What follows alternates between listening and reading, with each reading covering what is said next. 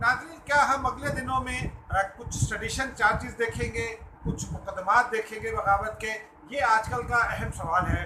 और हम ये भी देखेंगे कि हुकूमत का जो बयानिया है करप्शन के हवाले से, अपोजिशन पर जो करप्शन के इल्ज़ामात का, वो भी रफ्ता रफ्ता तब्दील हो रहा है। और अगले चंद दिनों में वो हतमी शक्ल इख्तियार करके अपोजिशन की मुल्क दुश्मनी का बयानिया बन जाएगा। ये एक तयशुदा अमर लग रहा है। मुस्तकबिल का हाल तो अल्लाह जानता है, लेकिन जो इस वक्त के हालात हैं वो यही बताते हैं कि मुस्तकबिल का नक्शा क्या होगा। नाज़रीन, मैं हूँ एजाज अहमद। मेरी जानिब से आपको अस्सलाम वालेकुम। आप मेरा प्रोग्राम देख रहे हैं views on news, AM news पर। नाज़रीन, अभी जो मैंने बात की वो गुज़िश्ता रोज़ से जो हालात हैं, जो जिस किस्म की गुफ्तगू हो रही है हुकूमती हलकों की जानिब से, वो उसके तनाजुर में है। गुज़िश्ता रोज़ यानी हफ्ते के रोज़ गुलाम सरवर खान जो वज़ीर हवाबाजी हैं, वो हर हफ्ते के रोज़ एक प्रेस कॉन्फ्रेंस करते हैं PTI रावलपिंडी सेक्रेटेरिएट में। लेकिन वो बदकिस्मती यह है कि वो हों या बाकी वज़रा, वो कभी नहीं बताते कि क्या उनके महकमे की कारकर्दगी क्या है और उनके महकमे में तरक्की कितनी हुई है, क्या नए मनसूबे शुरू करने जा रहे हैं। बल्कि वो पिछले एक तवील अरसे से वो सियासत पर बात करते हैं। मसलन शेख रशीद साहब अगर बात करेंगे तो वो रेलवे पर नहीं करेंगे। रेलवे पर बहुत ही अगर कोई एक आध सवाल आ जाए तो उसके हवाले से एक आध बात कर देंगे, कुछ छोटा मोटा तस्करा कर देंगे रेलवे की कि किसी भी काम का। लेकिन जो रेलवे में ख़राबियाँ हो रही हैं वो उस पर बात नहीं करते। गुलाम सरवर खान साहब PIA पर बात नहीं करते। PIA के हवाले से बहुत सारे सवालात उठाए भी जाते हैं, लेकिन उन्हें सियासत में और ख़ास तौर पर पीपल्स पार्टी और नून लीग को और ख़ास तौर पर नवाज शरीफ साहब को हदफ तनकीद बनाने का शौक़ है। पहले वो चौधरी निसार को बनाया करते थे क्योंकि उनके साथ उनकी बराह रास्त दुश्मनी नहीं थी, लेकिन अब उन्होंने अपना लेवल बढ़ाकर खुद को नवाज शरीफ के बराबर लाने की कोशिश की। और गुज़िश्ता रोज़ उन्होंने ये बात बहुत वाज़ेह अंदाज में कह भी दी है। उनका ये कहना था गुज़िश्ता रोज़ की प्रेस कॉन्फ्रेंस में कि मैं तो एक लेमैन हूँ, लेकिन नवाज शरीफ मुझसे भी नीचे आ गए हैं। इसका मतलब यही है कि सियासत में कि वो अब अपने आप को नवाज शरीफ के हमपल्ला करार दे रहे हैं और पंजाब में वो लीड रोल संभालना चाहते हैं नून लीग के खिलाफ। सिर्फ यही नहीं, बाकी वज़रा और जो तर्जुमान हैं उनका भी हाल देख लें। सरवर खान साहब ने गुज़िश्ता रोज़ तकरीर की, उनकी गुफ्तगू में बहुत तवील थी, लेकिन जो उसका लुब्बे लबाब था वो ये था कि नवाज शरीफ साहब गद्दार हैं, मरियम नवाज़ गद्दार हैं। गद्दार का लफ्ज़ अभी बाकायदा तौर पर इस्तेमाल नहीं किया जा रहा, उसकी जानिब इशारे दिए जा रहे हैं, मुल्क से गद्दारी का तस्करा भी किया जा रहा है। लेकिन जब आप भारत के तनाजुर में बात करते हैं और ये इल्ज़ाम आयद करते हैं तो फिर ये कहा जाता है, फिर ये समझा जाता है कि ये गद्दारी ही का इल्ज़ाम लग रहा है। क्योंकि गुलाम सरवर खान साहब ने गुज़िश्ता रोज़ ये कहा कि वो भारतीय हाई कमीशन से भी राब्ते में थे जो इंग्लैंड में है, भारतीय हुकूमत के साथ भी राब्ते में थे। और फिर साथ उन्होंने ये भी कहा कि 4 सफारत खाने गुज़िश्ता दिनों में नवाज शरीफ साहब के साथ राब्ते में रहे हैं। वो 4 सफारत खाने कौन से हैं ये कोई नाम नहीं बता रहा। फिर जब उनसे हट के जब जो अगली प्रेस कॉन्फ्रेंस थी वो शेख रशीद साहब की थी, उन्होंने मरियम को बहुत ही खुले अंदाज में उनके अपने अल्फाज में मैं फाइनल वार्निंग दे रहा हूँ। फिर वो जिंदाल के भी सवाल उठा रहे हैं, नवाज शरीफ के भारतीय हुकूमत के साथ ताल्लुकात का भी सवाल उठा रहे हैं। लेकिन ये कोई नहीं बताता कि उनके कायद जब भारत गए थे और किसी कोई भी हैसियत ना होने के बावजूद अपनी दरख्वास्त करके मोदी से मिले थे, तो क्या मुस्लिम लीग नून वाल जो उस हवाले से कहते हैं कि फिर इसी तनाजुर में क्या वो बात भी दुरुस्त है, या फिर जो उन्होंने इस हुकूमत में जो कुछ भी हुआ और प्राइम मिनिस्टर साहब को जो कुछ भी कहा जा रहा है क्या वो दुरुस्त है? मेरी ज़ाती राय में ये दुरुस्त नहीं है, क्योंकि मुल्क का कोई भी वज़ीर आज़म हो उस पर गद्दारी के इल्ज़ाम आयद करना आपको बहुत अच्छी और मुनासिब बात नहीं है। लेकिन बदकिस्मती है ये सिलसिला ज़िया-उल हक़ साहब ने शुरू किया था। उससे पहले भी हुसैन शहीद सोहरावर्दी साहब को भी गद्दार करार दिया गया था, फातिमा जिन्ना साहबा को भी गद्दार करार दिया जा चुका है इस मुल्क में।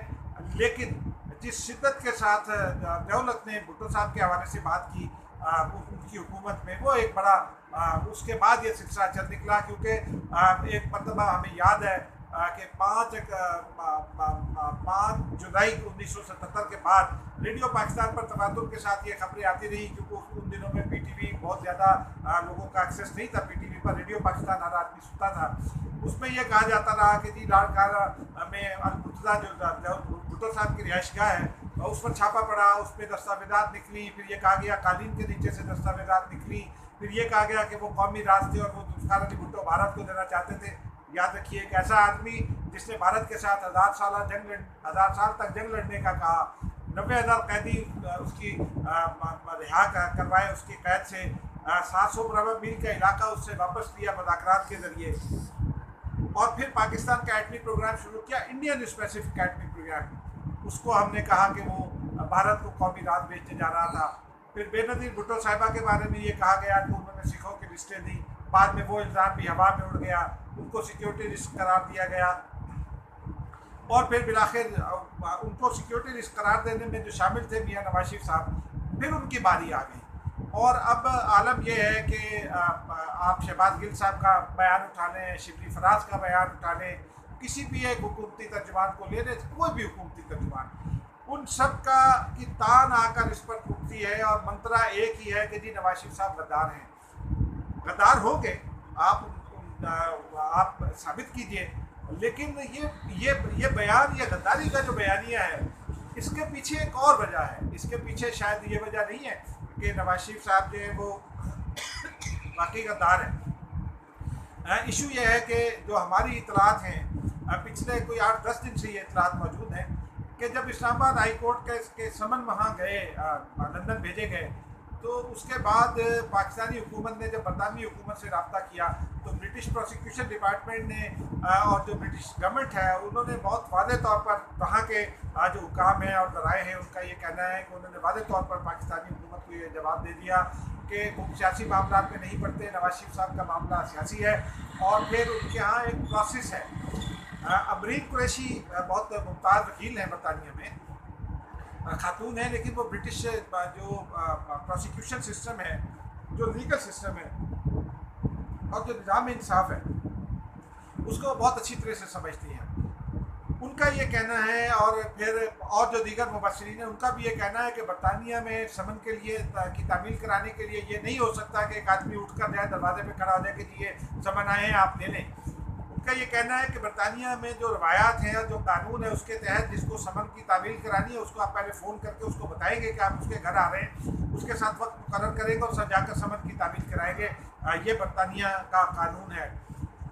अभी तक ऐसा नहीं किया गया। पाकिस्तानी हाई कमीशन के जो लोग हैं, हमारी इतला यही है कि वो गए हैं दरवाजे पर और उन्होंने जाकर उनको समन की तामील की कोशिश की, वो नहीं हो सकी। फ़ोन अब तक नवाज शरीफ साहब को नहीं किया गया। ये नवाज शरीफ साहब के साहबजादे जो हैं उन्होंने इस बात की तस्दीक कर दी, और आज अब वैसे भी अब 24 घंटे के बाद ही फ़ोन हो सकेगा, तो इस वजह से समन की तामील नहीं हो सकी। लेकिन फिर अगर बरतानिया में ये प्रोसेस शुरू भी हो जाए, एक तो बरतानवी रवायात है कि उन्होंने हुकूमती लोग ये तासुर देने की कोशिश कर रहे हैं, और हमारे पास दानिश्वर और तजियाकार भी कि जी बरतानिया ने बहुत आसान है बरतानिया से लाना।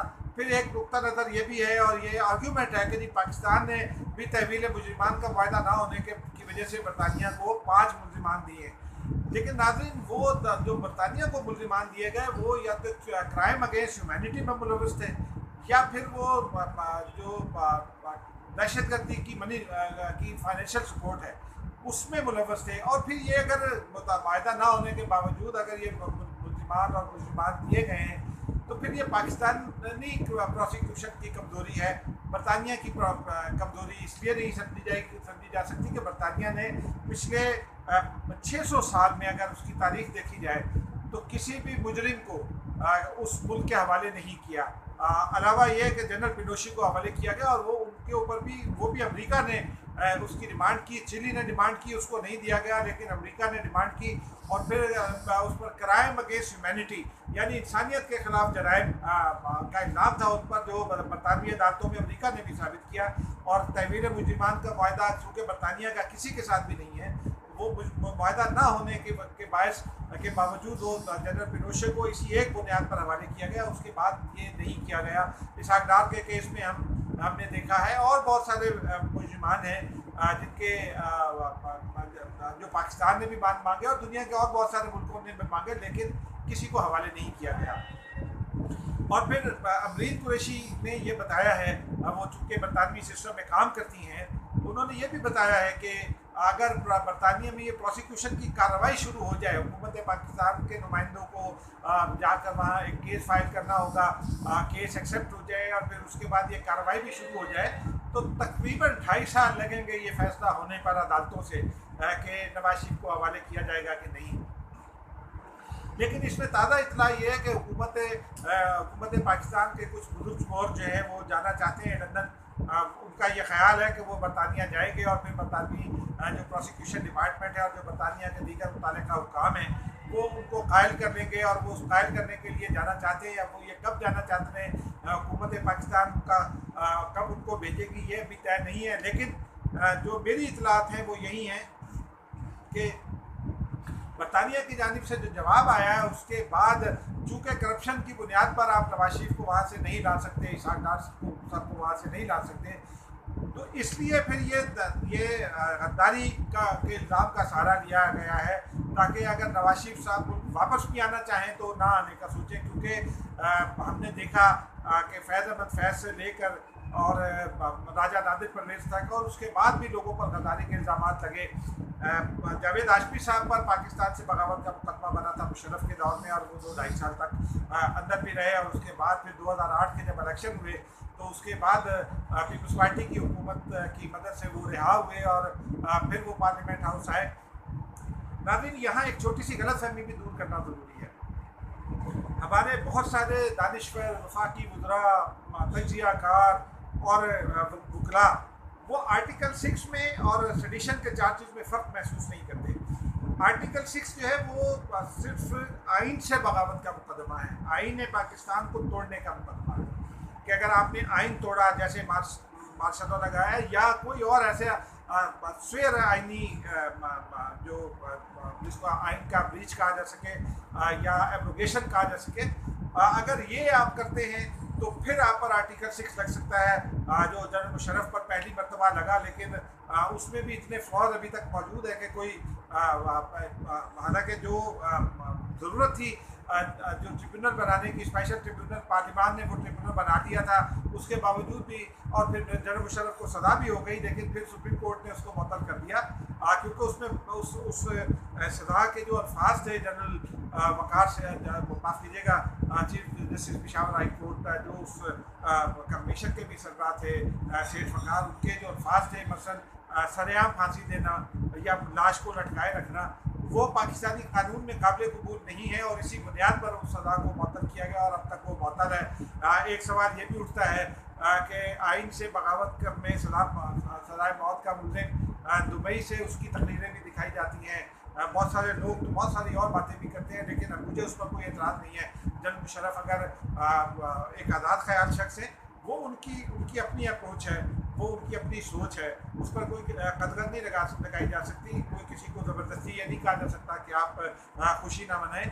लेकिन मुकदमे तक अगर महदूद रखी जाए बात, तो जनरल मुशर्रफ को नहीं लाया जा सका क्योंकि उसमें फ्लॉज मौजूद थे। आर्टिकल 6 के मुकदमे में उनके साथ किसी और को भी अभी तक नफी नहीं किया जा सका क्योंकि उसमें भी अभी तक बहुत सारे फ्लॉज हैं। अलबत्ता सेडिशन चार्जेस पाकिस्तान से बगावत जो है वो सेडिशन चार्जेस की जो पाकिस्तान पीनल कोड की दफ़ात हैं उनमें आता है, और जब अगर उसमें मामला आता है तो फिर उसके माजी में भी प्रेसिडेंट्स मौजूद है। फैज़ अहमद फैज़, मेजर इसहाक उराया साहब और उनके बहुत सारे साथियों पर ये सेडिशन चार्जेस लगे। बलूचिस्तान के बहुत सारे सरदारों पर सेडिशन चार्जेस लगे माजी में। उसके बाद जिसमें अकबर बुक्की भी शामिल थे, उसमें अताउल्लाह महमद शामिल थे, उसमें सरदार खैर बख्श मली शामिल थे। लेकिन ये तीनों जिन्हें अलीहदगी पसंद करार दिया जाता था, इनसे ये चार्जेस वापस भी हुए और ये फिर रावलपिंडी में नवाज शरीफ हुकूमत के यानी कि उस वक्त के एस्टेब्लिशमेंट और हुकूमत के मेहमान भी हुए। तो ये भी कोई आसान बात नहीं है। राजा नादिर परवेज़ 200 केस कहलाता है, उसमें सेडिशन चार्जेस में रहे हैं, अटक जेल में रहे हैं, अटक साजिश केस कहलाता है वो। उसके अलावा और बहुत सारे लोग हैं, बहुत मशहूर नाम है, इस वक्त मेरे जहन से निकल गए हैं, लेकिन फैज़ अहमद फैज़, राजा नादिर परवेज़, 200 जिनके नाम से ये मुकदमा बना था, ये तमाम के तमाम लोग जो हैं इनको सडिशन चार्जेस का सामना करना पड़ा, लेकिन अभी तक उसके ऊपर कोई फैसला किसी भी जगह नहीं आया। सब मुकदमात का नतीजा बिलाखिर यही निकला कि उन्हें रिहा कर दिया। लेकिन नाज़रीन, अब ये सिविलियन हुकूमतों में ये जो अप्रोच है ये बहुत ही ख़तरनाक है, क्योंकि अगर ये हुकूमती जो नुमाइंदे हैं, हुकूमती तर्जुमान हैं, उन्हें भी ये समझना होगा कि कोई चीज़ मुस्तकिल नहीं है। अगर आप आज अपने मुखालिफिन पर सिविलियन हुकूमत होकर, एक डेमोक्रेटिकली इलेक्टेड हुकूमत होकर, अगर आप सडिशन चार्जेस लगाएंगे, गद्दारी के मुकदमात बनाएंगे और इवन गद्दारी का प्रोपेगेंडा भी करेंगे, अगर मुकदमात नहीं भी बनाते, उन्हें भारत का हामी डिक्लेयर कर देंगे, एक ऐसे शख्स को जिसने बिल क्लिंटन को भी ना की और पाकिस्तान में एटमी धमाके किए, तो ये हुकूमत के लिए कोई बहुत मुनासिब बात नहीं है। क्योंकि फिर ये ख़ास तौर पर नवाज शरीफ साहब तो एक ऐसे शख्स हैं जो अपने साथ किया हुआ कोई जो है जुल्म या कोई सलूक बर्दाश्त नहीं करते, और जब वो हुकूमत में आते हैं तो उसको याद रखते हैं, उसका बदला लेने की भी कोशिश करते हैं।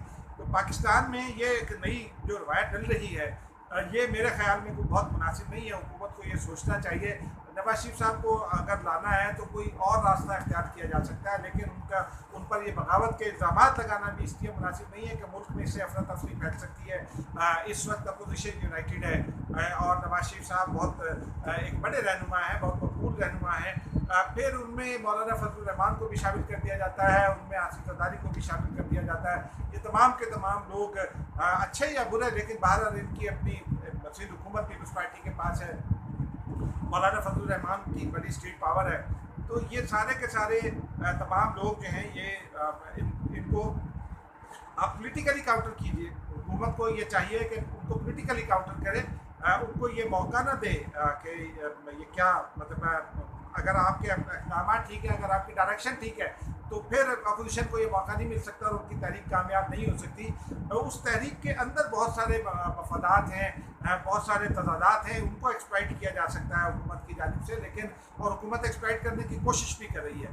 लेकिन असल बात यही है कि अगर हुकूमत के ज़िम्मेदारान सियासी मुखालफिन पर इस तरह के इल्ज़ाम तराशियाँ करेंगे जो अवामी सतह पर काबिल कबूल नहीं होती, और हालांकि मैं ज़ाती तौर पर ये समझता हूँ कि नवाज शरीफ साहब ने बहुत ज़्यादा सख्त अल्फाज इस्तेमाल किए मौजूदा जो गिवन सिचुएशन है, और नवाज शरीफ साहब साबित वज़ीर-ए-आज़म रहे हैं मुल्क के, उनको वो रास्ता इख्तियार करना चाहिए था जो पाकिस्तान पीपल्स पार्टी करती है। तनकीद का वो पैराया इस्तेमाल करना चाहिए था जो इतना ज़्यादा सख्त ना हो। इस तरह की डायरेक्ट महाजराई और अदारों पर इल्ज़ामात मौजूदा हालात में अगर कुछ मौका भी हो जाता तो वो हासिल नहीं था। लेकिन ये बहुत अहम बात है कि हुकूमत को इसको पोलिटिकली डील करना चाहिए।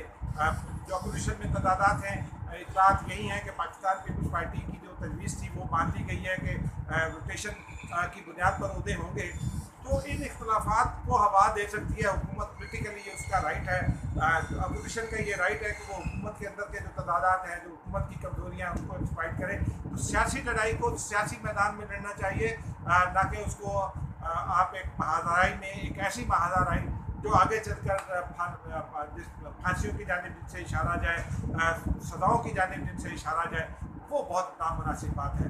नाज़रीन, अब तक के लिए इतना ही। मिलते हैं किसी और ब्रेक में इस इत्तला के साथ कि अगले दिनों में हम देख सकते हैं कि नवाज शरीफ साहब और उनकी जमात के बहुत सारे लोगों पर और कैप्टन सफदर पर तो बन भी गया है बगावत का मुकदमा, बगावत के मुकदमात बन सकते हैं, लेकिन ये कोई अच्छी रिवायत नहीं है। मुझे इजाज़त दीजिए इस रिक्वेस्ट के साथ कि इस चैनल को सब्सक्राइब कीजिए ताकि आपको डीप इंसाइट मिलता रहे, अंदर की बात मिलती रहे। अब तक के लिए इतना ही। खुदा हाफिज़।